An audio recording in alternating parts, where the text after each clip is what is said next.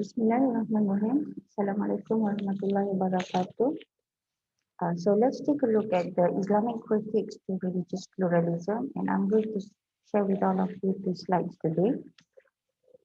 So with regard to secular humanism, we know that from the perspective of Islam, secular humanism is incompatible. Therefore, when religious pluralism has taken secular humanism as the ground from providing the foundation to understand, to look into, to make sense of diversity of religions. This is something that is debatable from the perspective of Islam. But as we discuss what has been propagated in by John Hick, and especially by some modern thinkers and philosophers on religious pluralism, we can agree that without secular humanism, it is impossible for religious pluralism to take off.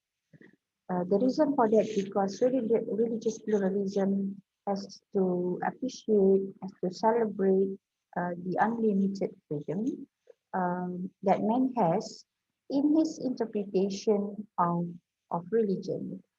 And from the perspective of Islam, this is problematic, or this is impossible because our understanding towards God and towards the reality, towards our existence, and as a matter of fact, our understanding on the nature and the universe as a whole is guided by Allah Subhanahu wa Taala in His revelation, and the revelation He sent to the prophets. Yeah?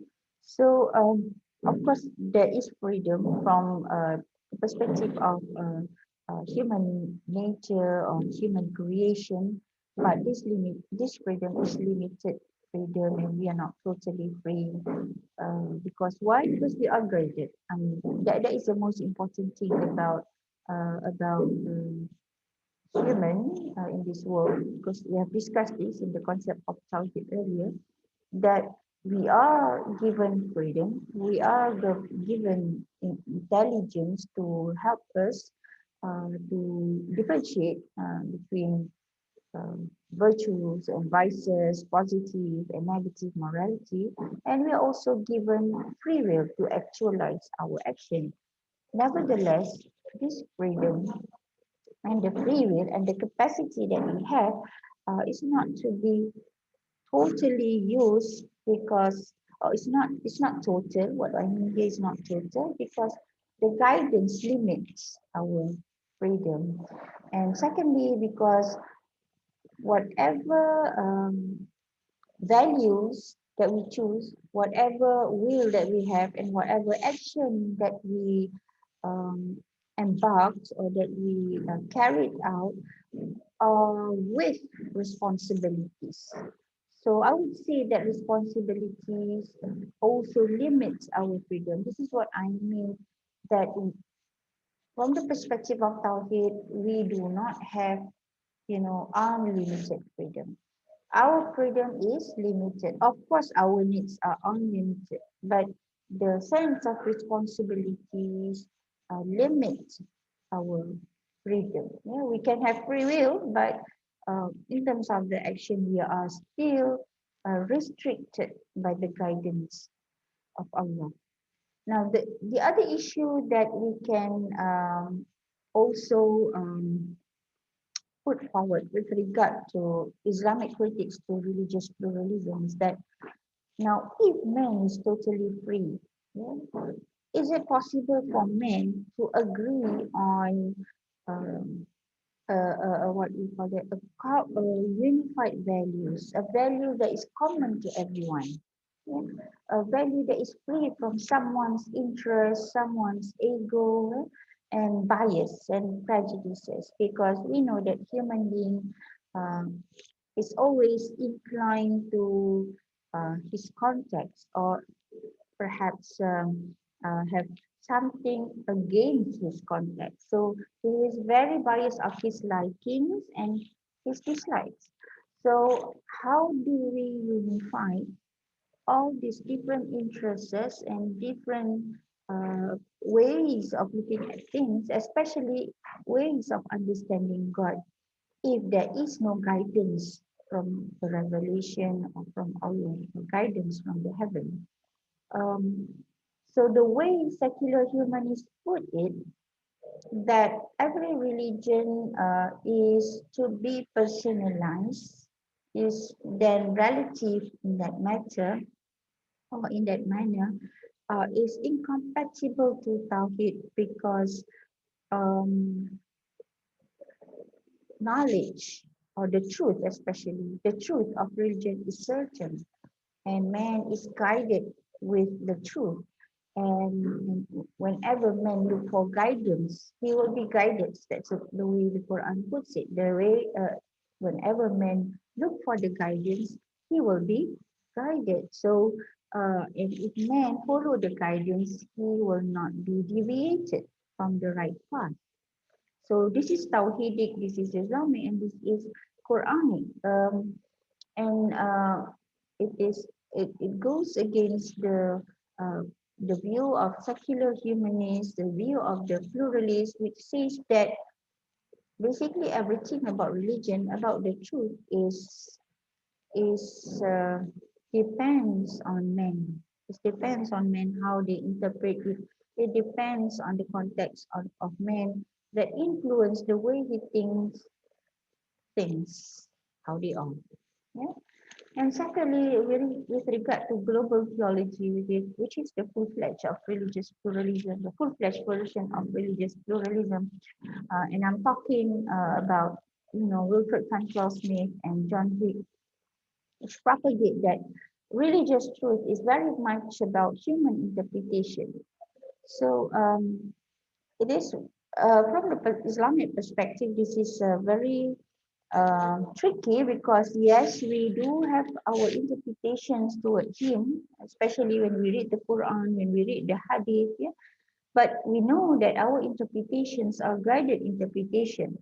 This is what I've said just now, that we are certain with our interpretations because our interpretations are guided interpretations.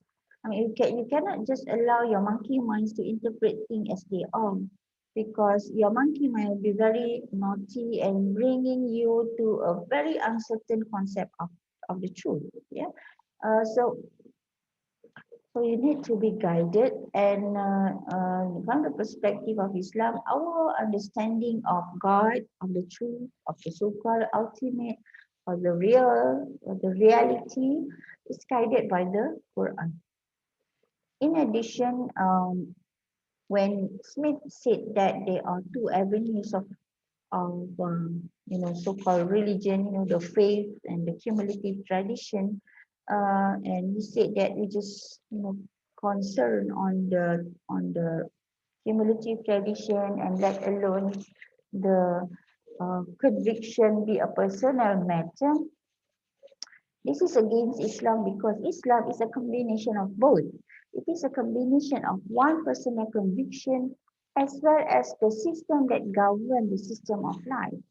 That's why you say about Islam as a way of life, because it's not only about your personal belief, but it's also about the belief system that dictates your personal belief, dictates every Muslim personal belief, or I would say it has mutual relationship.